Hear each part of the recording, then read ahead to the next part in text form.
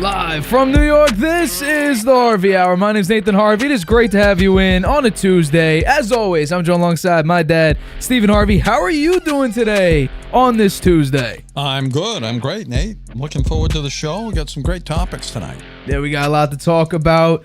NBA All-Star Weekend has concluded, and as expected. I'd say that was so great. A lot of people are very disappointed, although I will say the Stephen Curry three-point challenge that he had, I'm forgetting her first name, but it was with someone named Ionescu, I believe, Ionescu. That was a thriller, I would say. Came down to the wire. Curry needed to get hot. Or I believe it was Sabrina Ionescu, yeah.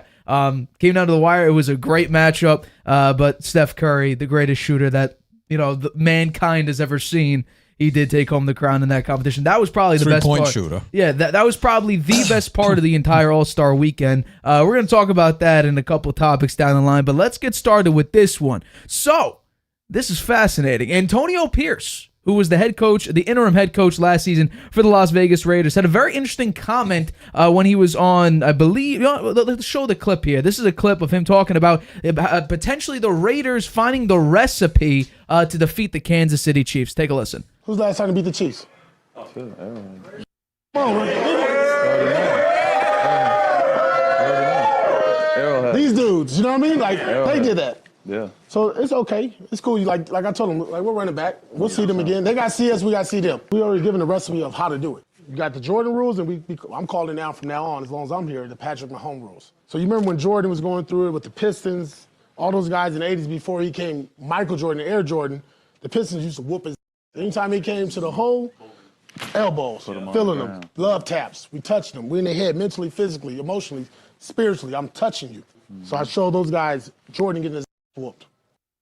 So he thinks he could replicate the Bad Boy Pistons Jordan rules against Patrick Mahomes, which he sort of did the last time they played, which he mentioned, where was it 2 defensive touchdowns in like 10 seconds or something like that. So I know heading into the season against the back-to-back reigning champions, do you think Pierce's Mahomes rules will work against these Kansas City Chiefs? I personally think that was a dumb thing for him to say.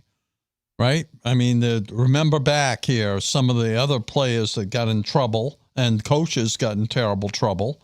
Remember 2012 Bounty Gate rules, right? That was when Greg Williams of the New Orleans Saints put bounties out on players, right? And he wound up getting suspended for that. And that was against Frank Gore in an important game. He put a bounty out on Frank Gore. And that was terrible. And then Gerard Warren, again, back when Roethlisberger was just getting going, he said, kill the head and the body will fall, talking about Roethlisberger. Jeez. Huh? Kill the head and the body will fall.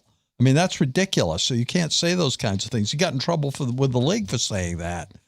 So I think that these kinds of things, saying you're going to target a player and elbow him or hit him hard or, do things that unsportsmanlike. I think that's a bad idea for a head coach to say.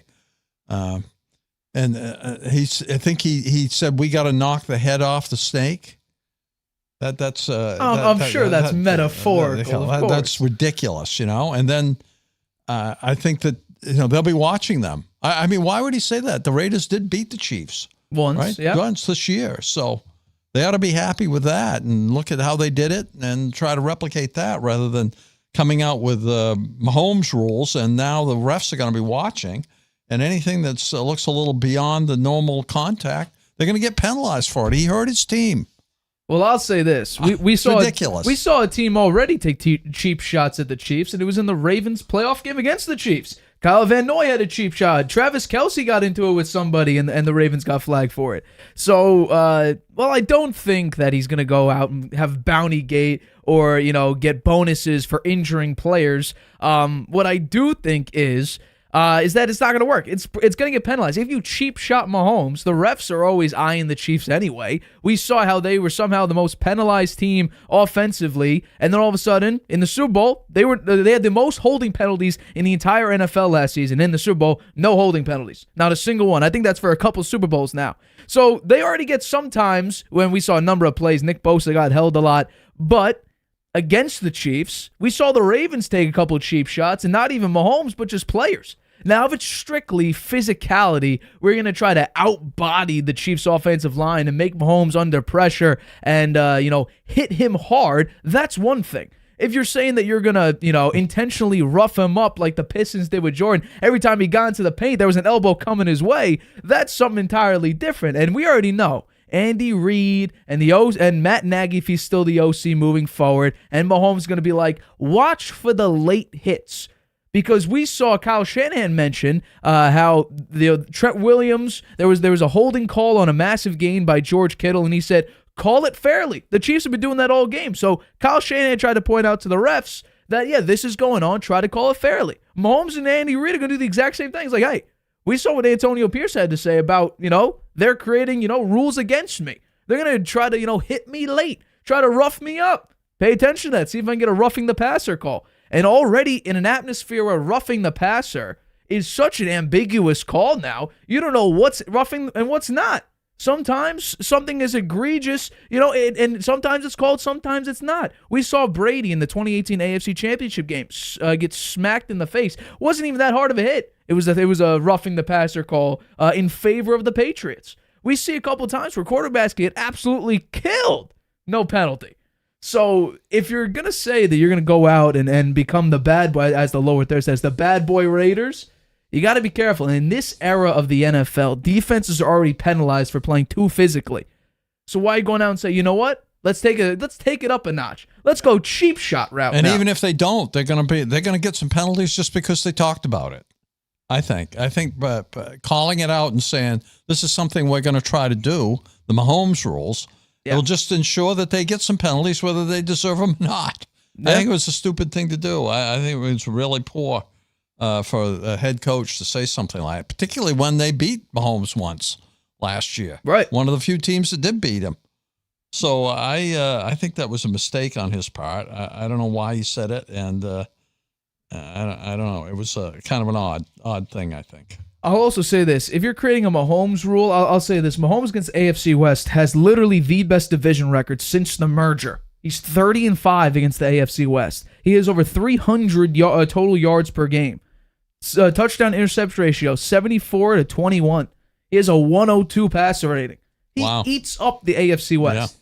So maybe if you were the Bills, maybe if you were the Bengals, this would make a little bit more sense. In the AFC West, we're already, there's going to be maybe more competitive competition with the Chiefs. The Chargers getting a competent head coach in Jim Harbaugh. Who knows what Sean Payton's going to do at that, with that situation with Russell Wilson or not. I don't see. And then the Chiefs are just going back-to-back going for a three-peat. Yeah. And he already beats the crap out of your team. And guess what? If you try to do the Mahomes rule at your own stadium, he's undefeated at your stadium.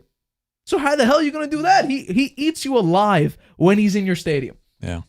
So I heard you say something that I have a question about. Sure. You said the Chiefs were called for a lot of holding penalties throughout the year and in the playoffs, but there was zero in the Super Bowl. Are you saying that maybe the refs were looking the other way, or maybe the Chiefs knew that they couldn't be penalized and they had to play a perfect game in order to win, and they actually didn't hold? Well, where do you come down on that? I want to know. Well, you could look at some of the clips of several missed holding calls in favor of the Chiefs. A lot of times, Jawan Taylor, or even Donovan Smith, Nick Bosa got held a couple times. There were some holding calls that were, obviously missed. But in the grand scheme of things, I do appreciate it where it was less of a ref game and more of a regardless of missed calls or not, missed calls, bad calls, whatever the case may be. I don't think there was really any bad calls in the Super Bowl. But I do think I appreciate the refs keeping them out of it, even though they probably should have been in it a little more, just with the amount of, Nick Bosa got held a bunch in this game. I'm not going to, say that it's a rigged game or whatever, because I don't believe that. Well, it is sports entertainment. The second half, Mahomes just outplayed the 49ers. There was no, ifs, ands, or buts about it. Mahomes, crucial scrambles, big-time completions. 49ers look dazed. Chris Jones up the middle on a 3rd and 4 in overtime. That's not the refs. That's just them not. That's the 49ers not playing up to the standard of a Super Bowl winner. The 49ers didn't even block Chris Jones on that play. Right. He ran right up there. Not even, he was hardly even Number touched. 68 was going to block the guy who George Kittle was going to release off of and didn't even bother checking for Chris Jones, which once again, I'm not blaming Purdy here. There were 3 options open if number 68, the right guard, did block Chris Jones for even a half second. George Kittle released. You had C-Mac on the left side and Brandon Ayuk over the top. His defender fell down for a touchdown. So there were 3 open options, 2 that could have been touchdowns, 1 that would have been a first down. But you know what? Chris Jones, game changer. Now he'll probably make a massive amount of money if the Chiefs want to pay him. He might hit free agency. Who knows? But I do know I don't think he's going to make it to free agency. I think the Chiefs, he definitely It'd be crazy deserves a not big to payday. sign him. He's a leadership guy. He's a really great leadership guy, too. Right. Not only a great talent, but a great leader. Yeah. So I would say, the Chiefs, LeJerry Sneed, phenomenal player. Trent McDuffie you already have there. Mm-hmm. And their entire defensive, lineup is really young, and which means really cheap. So I would say receiver, maybe. Mike Evans, it looks like he might hit free agency. You might want to sign him. I'd say Chris Jones, though, if I'm the Kansas City Chiefs, Chris Jones should be a number 1 priority. Now, do you think that the league will say something to Antonio Pierce about his comments? I think they're going to definitely... There's now a spotlight on hits that Max Crosby or anyone on the defensive side. There might be a spotlight on the Raiders now if he's coming out with these, trying to mimic the Bad Boy Pistons. Now, it could just be a statement of, we're going to be super physical against the Chiefs. That very well could be it. But when the Jordan rules came out, though, right? When they were playing against Jordan, nobody knew about the Jordan rules. Right. It was after it was retired and all that they came out in books that they talked about that and in documentaries and things. So it wasn't something the Pistons made public. They just did it. They just did it. Right. They knew they were going to do it, and they had a plan for it, but they weren't telling anybody about it. That happened. We found out about that long after the bad boys were cooked, right? Right. So I do think there is now a massive spotlight on a official first-time head coach in Antonio Pierce. I know it was the interim, but this is the first time he has the job. He has solidified the job. It's off to a slow start as the permanent head coach saying something like that. I think it does put an unnecessary spotlight, by the way, and I'm going to make this blatantly obvious. Your defense might play physically. You don't have a quarterback. Aiden O'Connell is not going to bring you to any promised land. He didn't complete a pass until the 4th quarter. For 3 straight quarters, you didn't throw the ball. The only reason you were up was because your defense had 2 touchdowns within a matter of like 10 against seconds. Mahomes. Against Patrick. Well, one was a bad fumble. The other one, I believe, Jack Jones had a beautiful play. I believe he's the one who got the interception. He made a tremendous play, but yeah, no, your defense gave up 2 touchdowns, or your defense scored 2 touchdowns in a matter of 10 seconds, and your offense didn't complete a pass until like the 4th quarter. So you're gonna go up against Mahomes again. I think just with the fact that the Chiefs are playing for something now, they're going for the first 3P in NFL history. The fact that they're playing for something, I think, just raises the stakes for how well they're going to play. Besides, the past 2 years were the years you wanted to beat the Chiefs. With Travis Kelce aging during the regular, he looked so broken after Week 11. I mean, it looked really, really bad for him. But then last season, without Tyreek Hill, you had the defense was super young. The past 2 years were the years to beat the Chiefs. They won the Super Bowl both times. Now you're going to go up and try to play, the heart of a champion. The heart of a champion, Nate. Yeah. You're going to go try to play bully ball? I don't think particularly this year. I mean, they really showed it. I mean, I think this is not a great look. This could be a way to rally your men. Say, let's do this. We're going to go out and we're going to be the Bad Boy Pistons of the NFL. Good for you. But I guarantee you, there's an unnecessary spotlight. You wind up with a lot of penalties you probably wouldn't have called on you. Let's say that. I think that's what's going to happen. I just think it's an unnecessary spotlight for a team that didn't do well. They're going to get a lot of bad calls. They might not be the bad boys, but they'll get a bunch of bad calls against them. There's going to be a spotlight there. So who knows? But let's get to this next topic here. So Apple TV Plus is doing a documentary on the New England Patriots dynasty, from the rise of Tom Brady replacing Drew Bledsoe to then the fall off and really the crumble of the Patriots dynasty when Brady left and Belichick was left to his own demise, which he sort of did, and now he's out of a job. So the first 2 episodes released, and the first 2 featured Brady's upcoming after Drew Bledsoe nearly died on the field after getting a massive hit by Mo Lewis. I believe that was a 9/11 game as well. And then Brady steps up, and all of a sudden he shocks the universe and brings him all the way up to what episode 2 was, which was the snow game and the tremendous comeback against the Raiders and the tuck rule and everything like that. I want to know, what was your takeaway from the first 2 episodes of the Apple TV Plus documentary, The Dynasty? I really liked it. I watched it twice. And I think that the first 2 episodes are really the transition from Bledsoe to Brady. They spent a lot of time talking to Bledsoe, talking to Brady. Bledsoe obviously was very unhappy, and maybe rightly so. I mean, he was the starting quarterback for quite a long time in New England. He took him to the Super Bowl, or they didn't win, but he did get him to the Super Bowl under Parcells. He started under Brady and was 5-11 in his first year. And the second year, he got the $100 million contract. So everybody thought, this is our year under Drew. He's going to be our leader, and we're going to go back to the playoffs and make some noise. And lo and behold, he gets hurt and is really seriously hurt, winds up having to be in the hospital for some time. And Brady steps up. And, the first game he won 44-13 and there as a starter. Actually, in the fourth quarter of the game after Bledsoe got hurt, he almost rallied them to a tie, I think, where they could have gotten into overtime and missed out at the end there.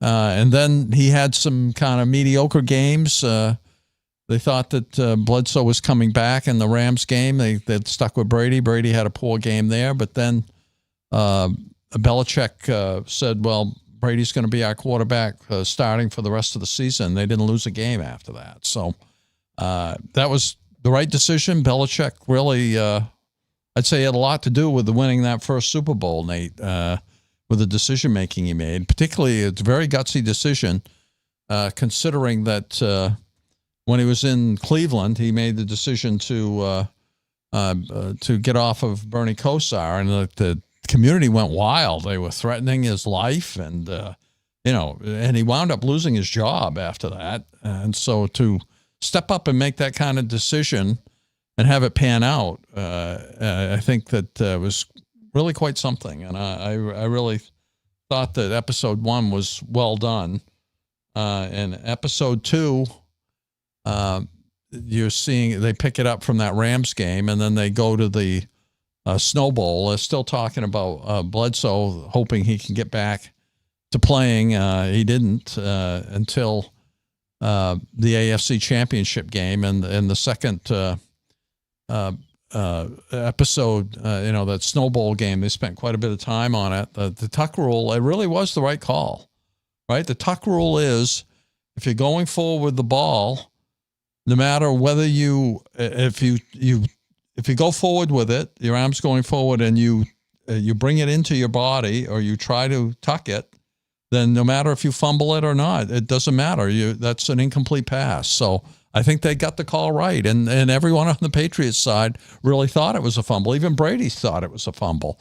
So they looked at it as divine intervention to give him another chance, and they made good on it. Adam Vinatieri kicking that field goal, unbelievable, right? I mean, that was talk about adversity and kicking a field goal. A 45 is a pretty long field goal. Just snuck it in there on the right corner of the goalpost, and then they got him down in the overtime. They got to overtime. Brady got him down close enough for another chip shot field goal. Hey, they won the game. It was really. I enjoyed it very much. I watched it, as I said, I watched it twice. Yeah. And I liked the way the second episode ended with Brady just when he got hurt. Yeah. And that's before Bledsoe comes into the game, wins the AFC Championship for them, and then gets benched for the Super Bowl. And that's probably... I've been critical of Bill Belichick, on this show and privately based on his drafting decisions and the way He never really gave the greatest quarterback of all time the help he probably deserved for the amount of work he did for the Patriots. 6 come-from-behind victories and game-winning drives in the Super Bowl. I mean, it was tremendous. When as the episodes progress, we're going to get to each Super Bowl, I'm sure. But the Panthers Super Bowl, there was really no scoring. And in the second half, and especially in the fourth quarter, the Panthers and the Patriots going back and forth, and Brady needed to come back and win that game. He had over 300 yards passing in that game. But the best decision Belichick made, and like you said, it's the decision that got him fired, was to replace the quarterback everybody loved with somebody that he thought might be better. In this case, he got hurt, so he had to put him in. And then the greatest decision is to keep him in. The mistake the first time was that he didn't have anybody to replace Kosar with, right? Exactly. He just thought that he was done. So he decided, Phil Cox, he put him in there. He was horrible. Right. So he didn't have anybody to replace him with. And in this case, he had Tom Brady, who turned out to be the greatest player in NFL history. So it was a smart move. You know what's crazy? We commend Belichick now for doing that with Drew Bledsoe. He was about to do that with Jimmy Garoppolo. He was about to do it for a third time. And I'm telling you right now, if that trade did go through back in 2017, Belichick would not have made it to 2023 with the Patriots. Because Jimmy Garoppolo, the team that was around Brady, is not the same as Jimmy Garoppolo, who was on the 49ers. 49ers, talent-wise, George Kittle came in, then Debo came in, a better offensive. I mean, the 49ers were building something special with an offensive coach. But when Jimmy Garoppolo first went to the 49ers, they didn't have all that talent. They didn't have won Debo, their first, didn't have anything. I think they won their first 5 games with him, 5 Correct. or 6 he games. He went 5-0. 5-0, so he acquitted himself quite well when he got over to the 49ers, joining them in midseason, not knowing all the playbook and everything, and coming out and playing really great. When they had a terrible record before he got there, they were, maybe on the outside looking in there on the playoffs at the end, because he managed to help them win so many games there at the end of that season. So one other thing I'd like to say about Belichick, Bledsoe thing. Bill Belichick never liked Drew Bledsoe. He never liked him. And I think that when Belichick took over the first season, I understand at the beginning, when they were in the preseason, Bledsoe said to Belichick, how are we ever going to win with these guys? We're never going to win with these guys. And I don't think Belichick ever forgot that. And we know Belichick's petty. Yeah, we do. And also, because they didn't think much of, they said Bledsoe took way too many hits. Yeah. And that it got to him, and it affected his play. And when he was under pressure, he made a lot of mistakes that he might normally have made if he hadn't taken so many hits. So they knew they felt like they had to make a change, and they felt like Brady was the one to, when they saw him play, to get him to the next level. And sure enough, he was for many years to come. But they traded Bledsoe within the division. That's how little they thought of him. They sent him to Buffalo. Yeah. So I don't think there was any love lost between Bledsoe and Belichick, and I don't think Belichick really liked Drew Bledsoe very well. I'm trying to remember what the metaphor they used for Bledsoe when he was under pressure. It was a pretty funny metaphor, but I'm forgetting. A wild beast. That's what it is. He looked at him. He looks like a wild beast. Yeah. I don't know what that means, actually. What is a wildebeest? A wildebeest? I'm not sure. Wildebeest, whatever. It's an animal. But he took an incredible amount of hits. And what's crazy about it was that he made the Super Bowl with this Patriots team, 3 or 4 years prior? Yeah. Or 5 years prior, 1996. After the Patriots were horrible when they drafted him first overall in 92. In 4 years, he made the Super Bowl. And I'm sure, They had Bill Parcells as their coach. Right. That helped. They also had Pete Carroll for a hot second as well. Yeah. So it's crazy the amount of good coaches that came into New England, in a decently short amount of time. We're about, 20 years, 15 years. You had 3 pretty good coaches come in. One lasted 24 years, but I think the biggest takeaway I have is the fact that Brady was the 4th quarterback on the depth chart. Worked his way up. Belichick didn't cut him, which we've seen Belichick. He cuts players that, he has faith in. Bailey Zappi, for instance. Put him in, start him for, people were, saying Zappi's the answer. Screw Mac Jones. Belichick cut him, and then we saw this season, made him as the starter for the last, 7 games, 8 games, something like that. Was it that many? I thought it was like 4. No, he think came he in week 11 Giants. So week 12 to so 6. 6 or 7. So that was my biggest takeaway. The fact that I think Belichick made that move at that time after being fired for that reason, basically. And this guy made a Super Bowl. Now, if I'm not mistaken, they didn't do very well in that Super Bowl. I believe they lost to the Packers. If I might be wrong about that. They did lose to the Packers, But 5 years after the fact. Plus, he just got an $103 million contract. 10 years, $103 million. Yeah.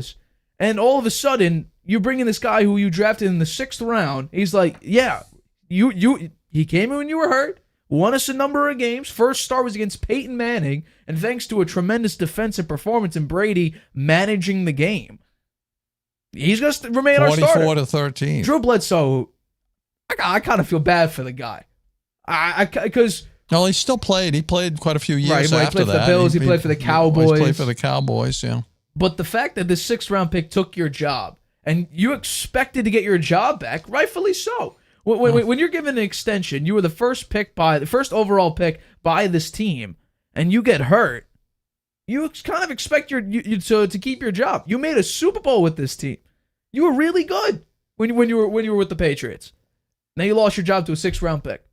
Yeah, nobody knew who Tom Brady was. It was like nobody. He didn't even know where New England was. As Teddy Bruschi said, he was just Tom. Right. It was just Tom. Right. Yeah.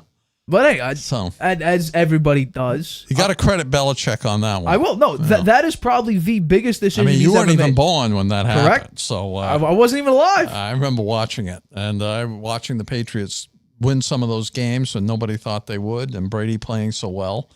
And getting into the playoffs and winning that Snow Bowl game, it was really something. And then the Super Bowl, of course, where the defense was spectacular. And then the Rams came back and tied the game. And John Madden was saying they should play for overtime. They should play for overtime. And no, they went down with a little over a minute left. They moved down the field in field goal range, and Vinatieri kicked that field goal. It was great. I mean, the nice thing about this first couple of shows on the Dynasty, it's all fresh for the Patriots. They haven't won anything before this. Yeah. Right? They made it to the Super Bowl once 5 years before. They hadn't won anything. Tom Brady was a total unknown. The defense rallied after Bledsoe got hurt, and Brady, he called them together and said, we can do this. We can do this together. Some of the guys are saying, yeah, right. Right. You're just Tom. Nobody knows who you are. You're just Tom. So it was. I really enjoyed it. I'm looking forward to the next 2 episodes. Next 2 episodes this Friday. What I find really fascinating that never gets talked about is because we always see these crazy tip catches or crazy plays. We think of great catches. We always think of OBJ, the helmet catch, David Tyree, Mario Manningham, Julio Jones in the Patriots Falcons Super Bowl, Jermaine Kearse, Patriots Seahawks Super Bowl. We think Julian Edelman again. We could just list off a bunch of these catches that are pretty insane. What about the catch by, I believe it was Wiggins? It was I forgot who tipped it, but it was right into Jermaine Wiggins' hands right before Brady's rushing touchdown. Nobody talks about that. Yeah. No, that set up a Tom Brady touchdown. Yeah, it was a tip ball on an end zone where you couldn't see the sideline, let alone the end zone. So it was just it was incredible to some of those plays line up. And I mentioned this to you when I was watching it. It could have been the snow, but I just think overall defensively, while Jerry Rice was 39 years old, he did just have a nearly 200-yard game against the Jets the week prior. The fact that you shut him down to 45 yards. He was 39 years old, but he did nearly have a 200-yard game the game beforehand. Defensively, that Patriots team, it was tremendous, and we know that now. You go up against the greatest show on earth, hold him to. They also had Tim Brown on that team, and he was an All-Pro as well, and a Hall of Famer. Yeah. So they had 2 All-Pro, all Hall of Fame wide receivers on that team. Even though Jerry Rice was older, 48 yards. He still had a good season that season. I believe he had 1,100 yards that year. No, Jerry Rice at 40 years old in the year they made it to the Super Bowl had 1,200 yards and 7 touchdowns. Yeah. The first He's amazing. I mean, yeah, he's the best receiver, arguably the best player in NFL history. Nearly had 23,000 yards. He played till he was 42. Yeah. How many receivers are we going to see play till 42 years old? Not often. We don't see quarterback. Like, Tom Brady's an outlier for players in the NFL. Now, Mike Evans, if he can stay healthy, hear it right now, he has a shot. A shot. Not a great one. A shot to beat Jerry Rice. Yeah, you think so, yeah. He's got 1,000 yards, over 1,000 yards each season. Yeah. I mean, the guy's incredible. He's got to play 10 more years, I think, to even be close. But yeah, my biggest takeaway, like everybody mentions, is Bill Belichick deciding, you know what? Yeah, he was the number 1 overall pick, 9 years ago. Yeah, he made a Super Bowl back, 5 years ago. But this 6th round guy, he's managing the game. He's playing well, playing efficiently, playing our offense. I'm going to stick with him. Mm-hmm. He also said that Brady and Belichick constantly talking football, constantly analyzing film and stuff, and Belichick was very impressed in the way Brady could see the whole field. Yeah. Could tell you anything about every play, about how it unfolded and why it was successful or wasn't successful. So he was very impressed with Brady's mental ability and his ability to see what was happening on the field. I don't know if you ever saw the clip, but there's one where Brady and Belichick are in Belichick's office analyzing Ed Reed and the Ravens defense. I mean, Brady's drawing up plays and saying, well, if we can move this guy to the right side of the field, Ed's going to take it. We'll have the middle of the field. And Belichick's writing down what Brady's saying. He's taking notes. Yeah, so, I mean, yeah, Brady's mind and just, we talk about mental toughness in last show. I mean, 6th round pick, never believing you're out of it. Never believing anyone is better than you. That constant grind every day. Even when he was 40 years old, he was still trying to, beat everybody else. Try to be the best quarterback. Maybe a head coach someday. I think he's going to stand in the booth calling. He may games. not like that. He may get tired of it. After 5 years of doing that, we'll see. Well, he's got $375 million to live to with Fox, which is... He doesn't need the money. I mean, think about this. This 10-year contract totals out to more than his entire 23-year playing career. 10 years with Fox instead of 23 years of getting your brains bashed in by 300-pound linemen. Yeah, well. It's a pretty good gig, if you ask me. We'll see how he likes it. He may decide he doesn't like it, but we'll see. I just hope it doesn't turn into the Tony Romo thing where it gets really old, and now Tony Romo... I thought Tony Romo did a good job this year. The past couple years have been rough. His claim to fame was him saying, we're going to see, this player run up the middle here, and if he doesn't, check out for the run. Yeah, but he did a good job in the Super Bowl, I thought. I thought he called the game very well. I don't think it wasn't bad, wasn't all that great. I think Tony Romo's analysis and his, color commentary is definitely declined over the past couple of years. All right, we're going to take a quick break, but coming up, the All-Star Game, another disaster, 211 points, the most that we've ever seen in any sort of NBA game. We'll talk about our potential fixes for the All-Star Game, as well as we're talking some college basketball. St. John's head coach Rick Pitino puts his team on blast after a choke job against Seton Hall. And finally, Micah Parsons defending Dak Prescott. Can you even defend him, or are we just too critical about Dak? We'll talk about that right after this. Whether you're just discovering your voice or taking your show to the next level, you know what the world needs to hear. All you have to do is say it. With Spotify, set up your podcast. Your food podcast. Your mindfulness podcast. Your never thought you'd get this far podcast. And watch those sparks fly. I put a picture of the comment. Drop the episode anywhere people listen. And find out who they're cooking with. Where they're finding inner balance, and why they love your show. You're already a creator. Now you can create, connect, and get paid for your passion with one single free tool. Spotify for podcasters. Talk where the world listens. Using Wi-Fi without NordVPN could mean sharing your private stuff with more people than you think. Stay safe on public Wi-Fi. Get NordVPN's special offer and encrypt your internet connection. NordVPN. Online security starts with a click. Welcome back to the Harvey Hour. My name is Nathan Harvey. It is great to have you here on a Tuesday. As always, I'm joined alongside my dad, Stephen Harvey. Let's get into our next topic. So the All-Star Game, once again, massive disappointment if you're thinking about competitive basketball. But Timberwolves guard Anthony Edwards kind of says the truth on what players think of the All-Star Game. In his opinion, this is what he had to say about why it's not exactly the most competitive basketball. For me, it's an all-star game, so I don't think I will ever look at it like being super competitive. It's always fun. It's a break, so I don't think nobody want to come here and compete. Nobody is thinking about competing in a basketball game. Now, people say it's a fan service, so it's just out there trying to show what you got. But we saw Luka shooting 75-yard shots from the other three-point line. We saw Dame take 2 half-court shots. I mean, there is literally no defense. Larry Bird said he hopes because there's so much talent out there that it'd be competitive, and obviously it wasn't. A 211 to 186. The first time in NBA history a team has scored over 200 points or more. I want to know, is there, in your mind, is there any possible way to fix the All-Star Game?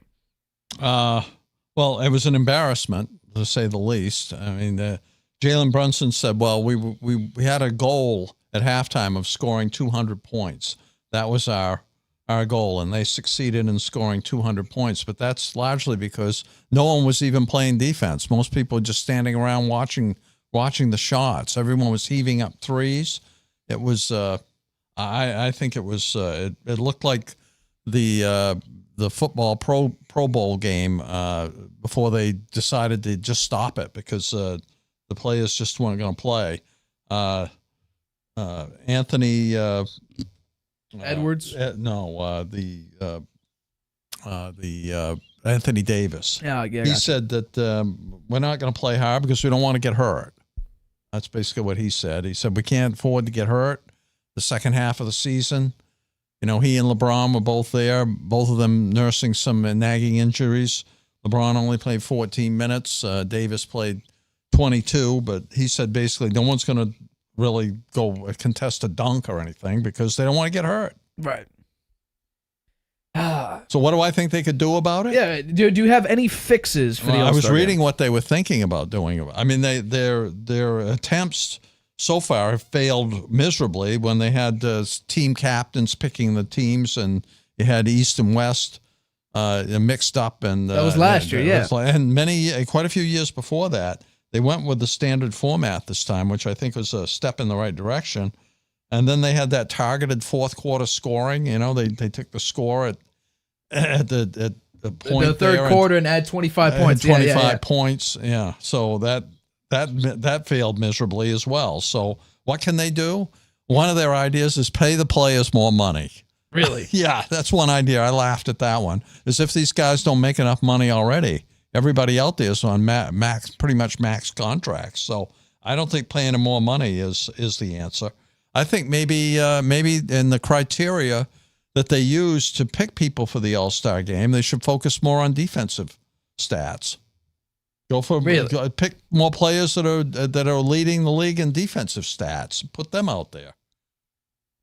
Well, I don't know. Actually, I don't know what to do. I think maybe they should do the same thing as the NFL. They should have a flag football game at the NBA All-Star game. You're not going to do flag football at basketball. Flag basketball. Yeah. I don't know what that means. Can't really do that there. I mean, they're basically playing flag basketball. But yeah, I think a lot of people expected this not to be competitive. And if you're a fan of just basketball in general, this didn't even look like competitive sports. And normally when you're a pro player, it's a little bit more competitive.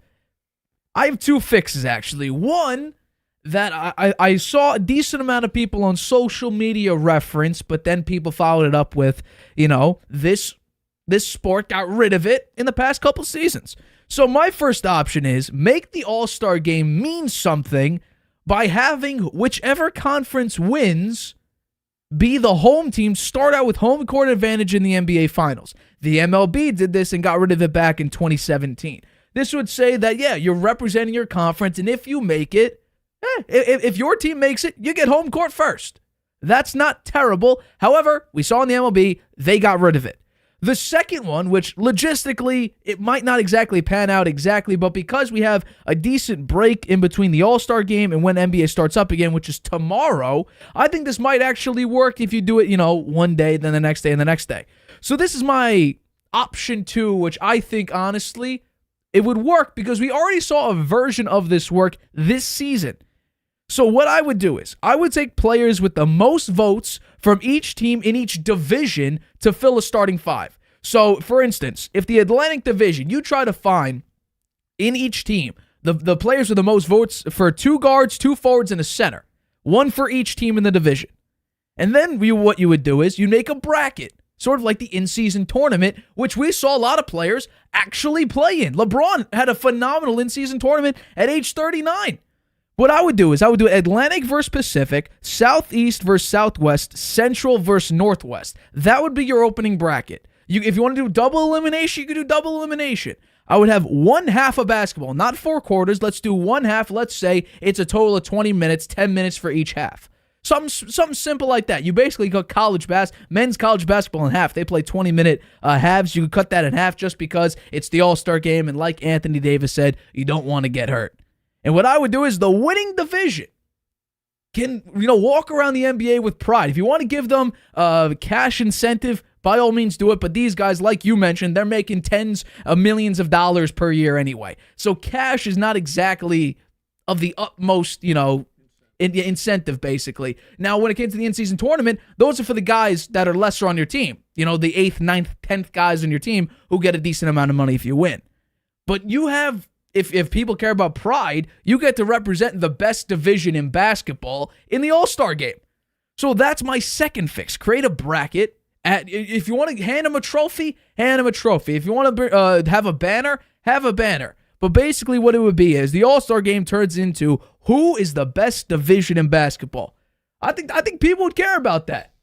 I genuinely think players might care about if they represent the best division in basketball. It's not the best team.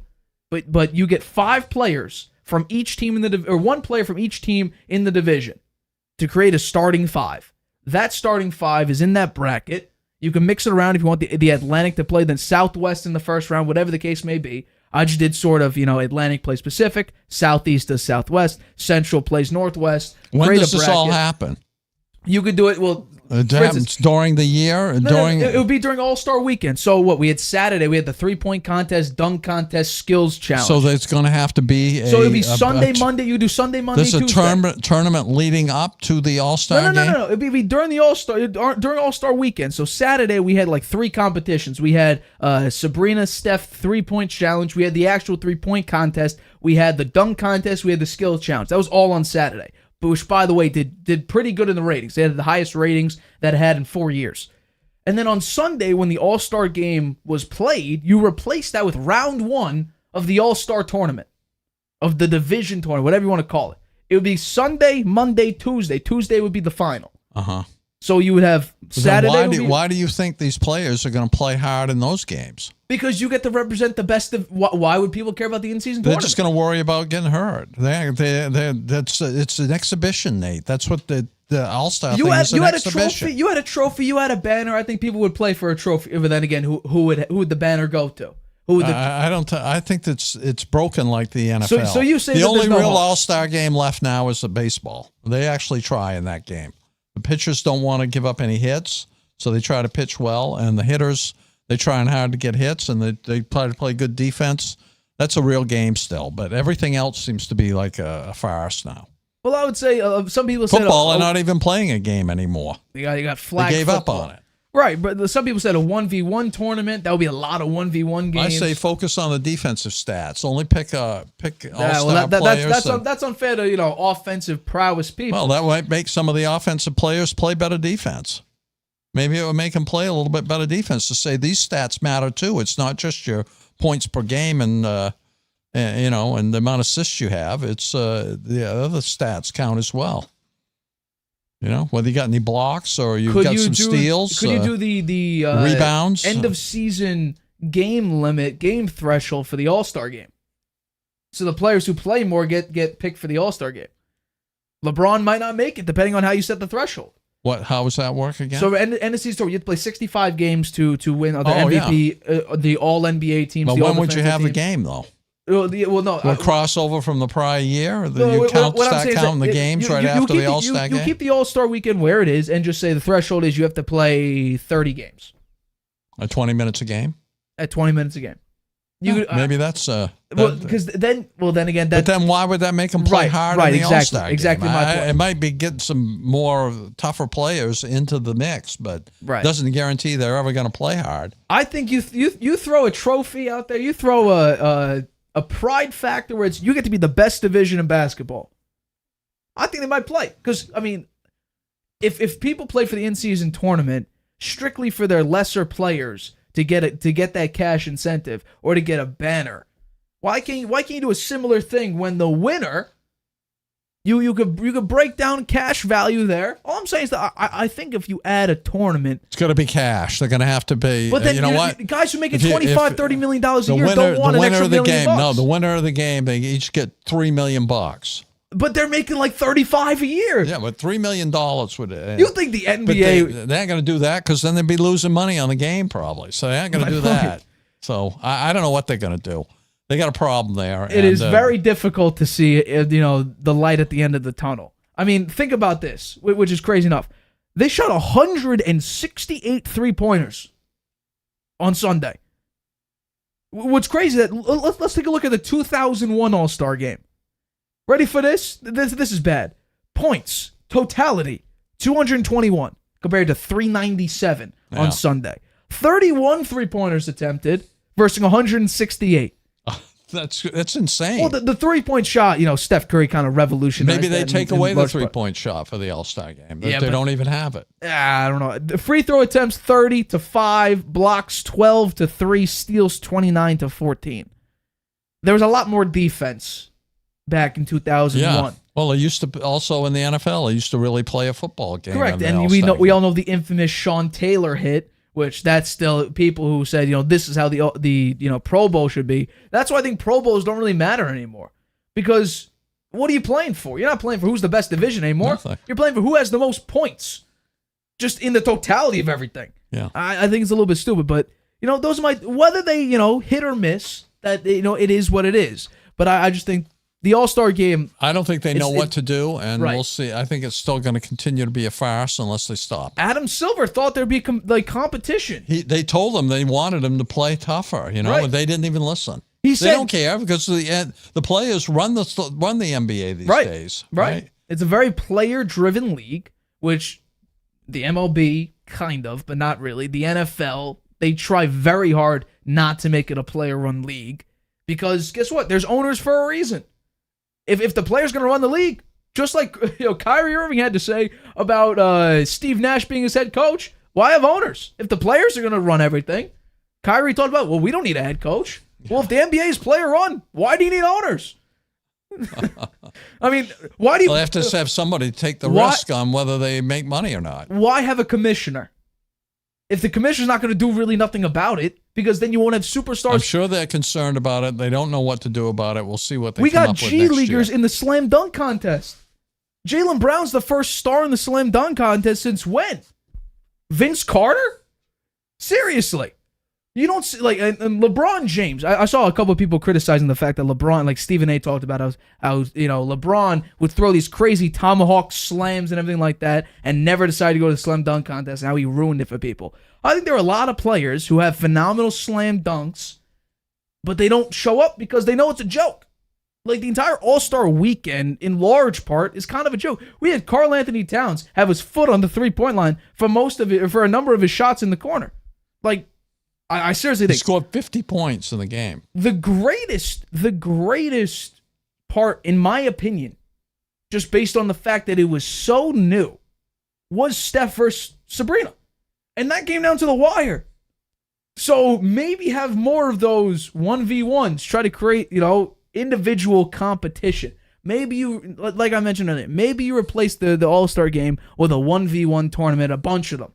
Have one half of the court for 1v1, the other one for another one. Maybe every play has to be a one-on-one.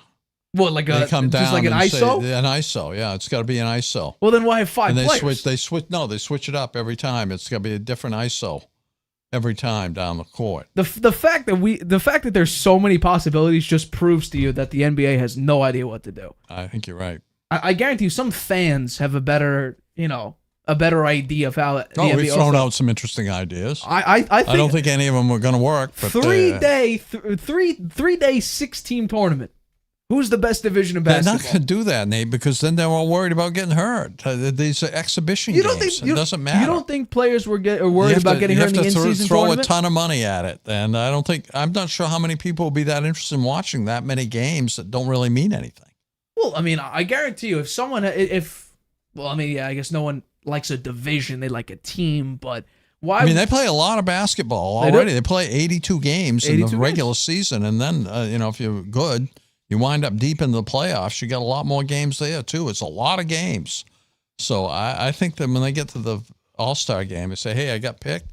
It's recognition. I'm going to go have fun. Well, that's why Anthony Edwards said that nobody wants to come here to compete. I mean, and the fans, they get to see the best players all together. That's one thing, right? They're all together. They're not doing it. They're not. They're out there heaving up threes, but at least they're all together. You get to see them all in one game. That's something you don't normally see. You'd have to pay a lot of money for many different games to see all those players individually on their teams. So that's an opportunity for people to see them all together.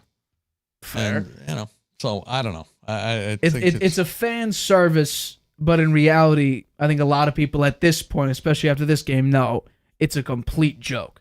And the All-Star Game ratings have gone down and down and down each year. We got to see if the All-Star Game ratings were up for the All-Star Game this season.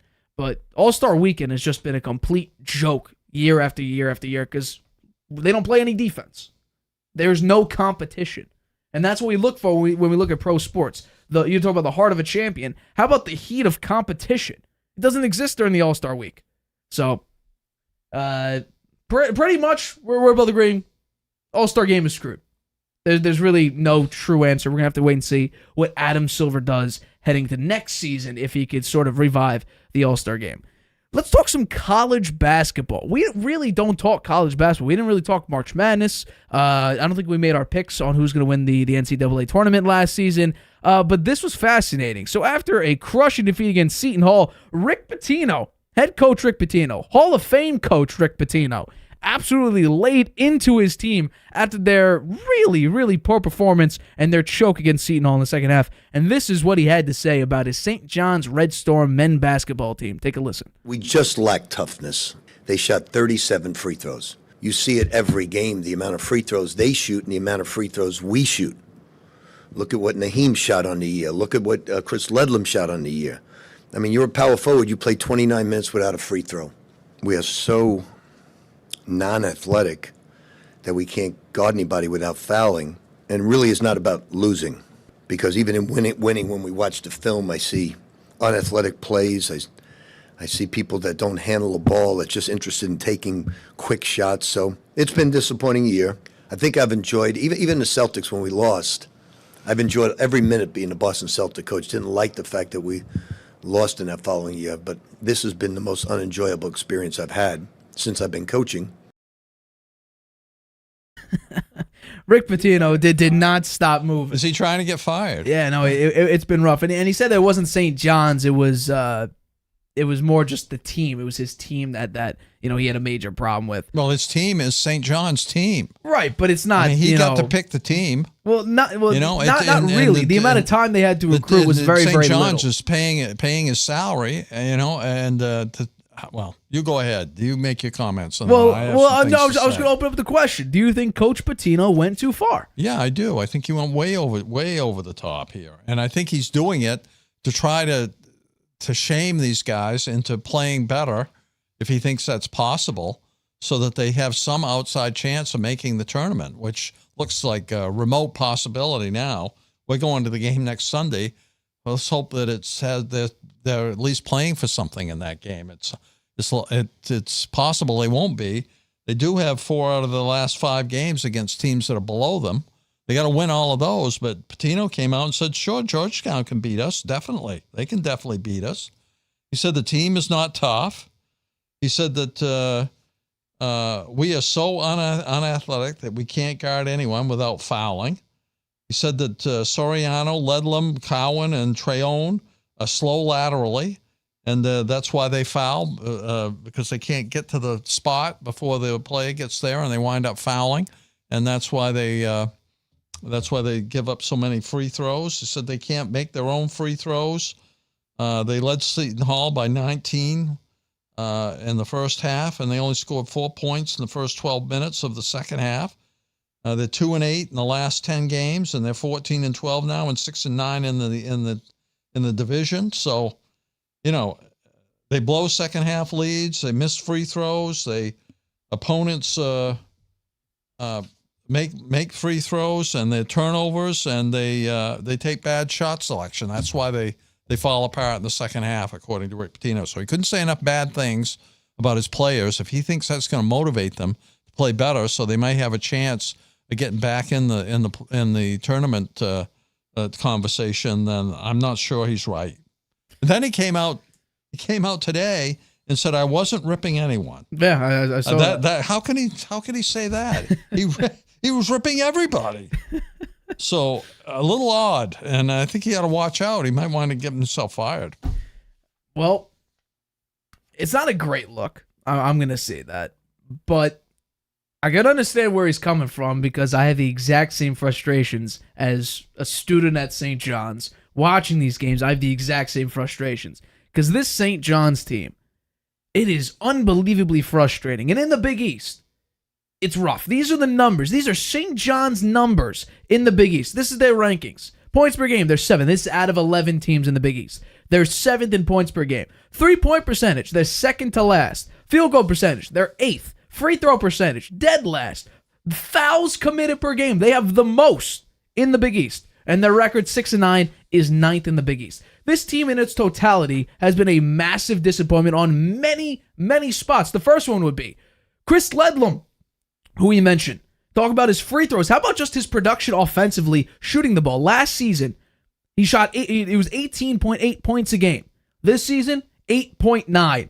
Jordan Dingle, who averaged 20 points a game for the past 2 seasons. He had his career high last year, 23.4.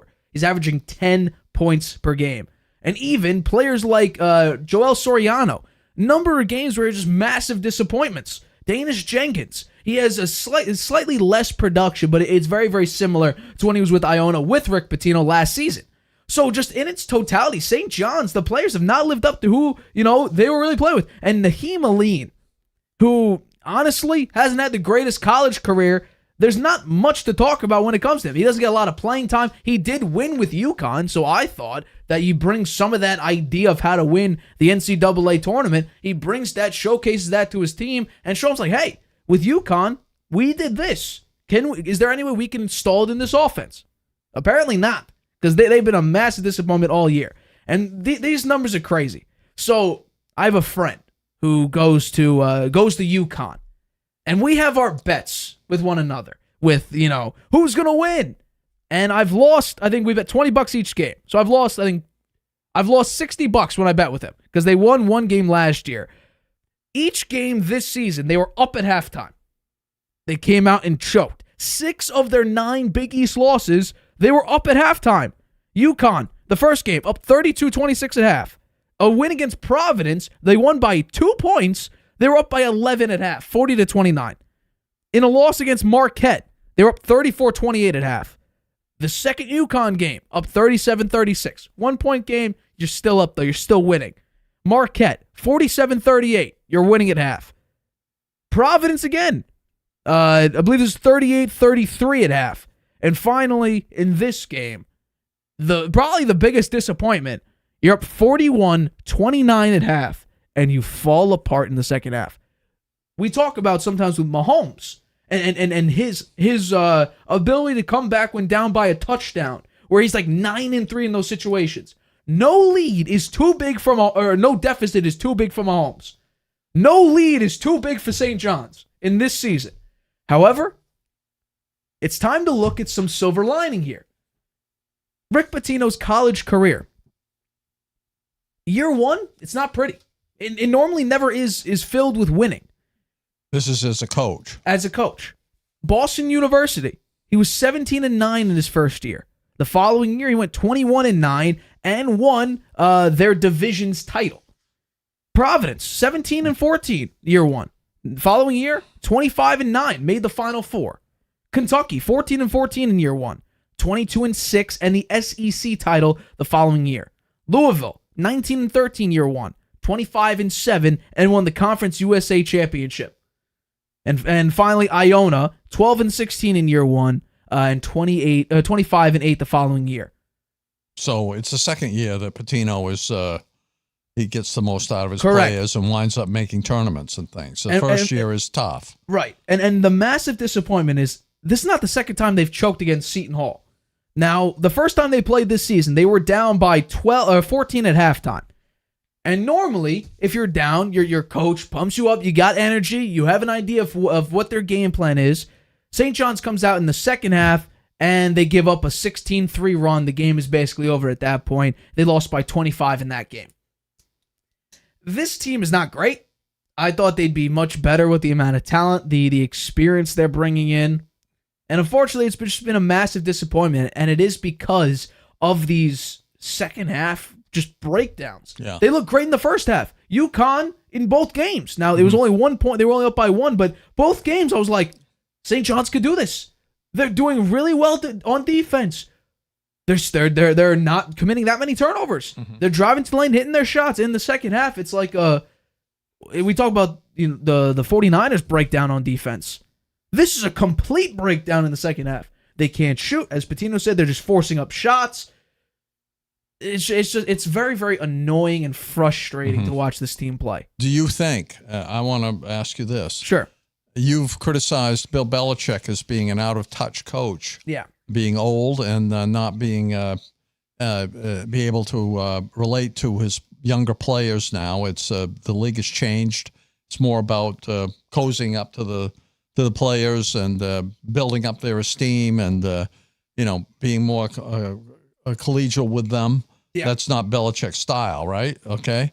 Rick Pitino, very similar, Nate, and he belittled the players, and you see him on the sideline during the games. He's yelling at them. Yeah. And you think that it's a coaching issue, that these players that had good seasons last year have had lousy seasons this year because he's in their head and upsetting them and making them nervous so they don't play well. I think Is there something in that? Is there something to that? Is it a Pitino issue? I don't think so, because he made the NCAA tournament last year with Iona, and actually this is sort of a recurring theme, I guess, with Rick Pitino. They were beating UConn in the NCAA tournament in that first round at halftime, and then fell apart in the second half. But he consistently makes the NCAA tournament. I think what could contribute to just the lack of success is the fact that they have the fourth hardest schedule in the Big East. And if we're talking about, St. John's during the in the entire NCAA, out of 362 teams, they have the 13th hardest schedule. Mm-hmm. So they're playing an incredibly tough schedule with players that are, underperforming in the second half because, like I said in the first half, 6 out of the 9 losses, they were leading at halftime. Yeah.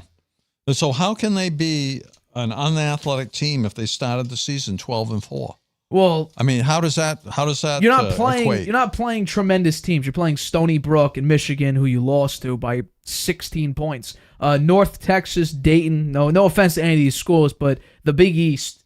We see the Big East is the number 1 team in the nation right now. UConn, who have like 1 loss in their own conference. But yeah, you're playing Boston College, who you lost to by 6. Sacred Heart, who you beat by 35 points. Like, you're not playing tremendous competition. You're playing, divisions that are not great compared to your own division. So you're saying when they got into the tougher games, it Correct. showed that they didn't have the talent. Correct. You start off with the Big East. You started off 1-1, and then you did win your next 3 in your Big East. So you come out 4-1, and then in the last 10 games you go 2-8. So Pitino said, I didn't recruit well. I recruited a team that is just 180 degrees opposite of where I am. They're just not tough. So how do you think this is going to affect his ability to recruit going forward? I mean, if I were someone young in high school, a senior, and I was highly touted and going to be have a lot of interest from these big college teams. Would I choose St. John's after I hear the coach say things like this about the players? Well, it depends on, the type of offers you get. If you're getting an offer from UConn, you're going to take the UConn place, absolutely, because UConn, we've seen in the past couple of years, they just won the NCAA tournament last season, and they're the number one team in the nation this year. So it depends on what offers you're getting for. Where are you looking to go to school? If you're transferring, you want to be yelled at after every time you come out of the game. Then you could say, what kind of player are you? Are you looking for hard coaching? Are you looking to team up with a Hall of Fame head coach like Pitino, who consistently makes the NCAA tournament over his tenure, who has made a number of Final Fours? Has he ever won the national championship? I do not believe he has. No. I know for a fact he's made a couple Final Fours. Oh, no, he was in the NCAA championship, but the Louisville incident got that revoked, if I'm not mistaken. He won it back in 2012, 2013. He was the NCAA champion, but it was revoked. It was revoked. Because of his recruiting. No, it wasn't his recruiting. There was some incidents on campus. Oh, right. That he had to deal with. But he's a winning coach. If we just take a look at what he's done over his career, we have to do that. We look at Belichick and we say, yeah, his drafting has sucked, but he's won 6 Super Bowls. He makes the playoffs a couple times. Now, if you break it down, it's bad draft, bad quarterback, didn't win much without Tom Brady, but he's won a lot of games, and that's why we consider him the greatest. Are you looking for hard coaching? Are you looking to learn what a winning mindset might look like? I'm not saying go out and get a Tom Brady mindset, but if you're looking for hard coaching and you want to grow, I don't see why Rick Pitino can't do that. Yeah. I think with his reputation. We'll see who he gets next year. I'd say with his reputation. There's a lot of transfers now. A lot of players transfer from college to college. Are people going to want to transfer in? Or elite players going to want to transfer into St. John's after they see how this season went and how sour grapes Rick Pitino was, saying this is the most unenjoyable experience of his life. Come on. Come on. I wonder what the president of St. John's thinks about that. I mean, there is something to say about, being a good sport and being a good, colleague on your team and being a coach that supports your players. I mean, this isn't all about. Is it all about winning? Is that all it's about? Well, I was at his opening day press conference at the college level. Is it just all about winning? Is that all that matters? I was at his opening day press conference. I was at the media day, and he made it very clear he wants to put St. John's back in like the category back where Lou Carnesecca, where he puts St. John's, right on the front of the map. The Big East represent it. And that, I think, is what he's going for. He wants to be back always in Madison Square Garden. He wants to be back on the big stage and try to have that be a massive success. And when you have players who are severely underperforming, who in large part, they're just playing, sometimes I talk about the Knicks playing dumb basketball against the Heat. Sometimes they're just chucking up shots. That has nothing to do with Rick Pitino yelling at him. That is just trying to play hero ball. Now, in the first half, they play great. The second half breakdown is it could be exhaustion. It could be that it's easy to figure out what St. John's is doing. That's coaching. If you make a game plan that is so clearly obvious, they didn't shoot many threes to open up the season with. They can't shoot threes. They had a they haven't got anybody that can hit a 3-point shot consistently. Right. So I think it's just inconsistent play, breakdowns on defense, just crushing offensive scheme in the second half where they're just chucking up shots. I'm excited to see what year 2 looks like, if there even is a year 2. Who knows? Maybe St. John's fires Pitino. I don't think so. I don't think so. I think he was very, very frustrated, and he said at the very end of that. He says he wasn't ripping anybody. I'd hate to see what it's like when he does really rip somebody. What's that like? Well, he said at the end of that press conference, right at the end of the game, that he was trying to say the right things. I don't know if he portrayed that in the best way, trying to say the right things, but I don't have a massive problem with it because it does seem like they're just underperforming. You have a guy who scores 20. Now he's scoring 10. A guy who's scoring 23 scores 10. It could be that they, like, for instance, Jordan Dingle, he played for Harvard. Or I'm sorry. No, he played for Penn. Excuse me. He played for Penn in the Ivy League. Ivy League versus Big East. Who's the tougher division? The Big East. The Big East tougher. Ledlum played for Harvard, averaging 18.8. Big East is harder than the Ivy League division. So it could be that the players... Although Princeton has gone deep into the NCAA tournament a couple of times, right? So you don't think that's just, I don't know. I mean, they've been competitive in there have been Ivy League teams that have been competitive in the NCAA tournament. Well, unfortunately, none of these guys went to Princeton. So they're playing for Penn. And by the way, if we look at the Ivy League set up this time,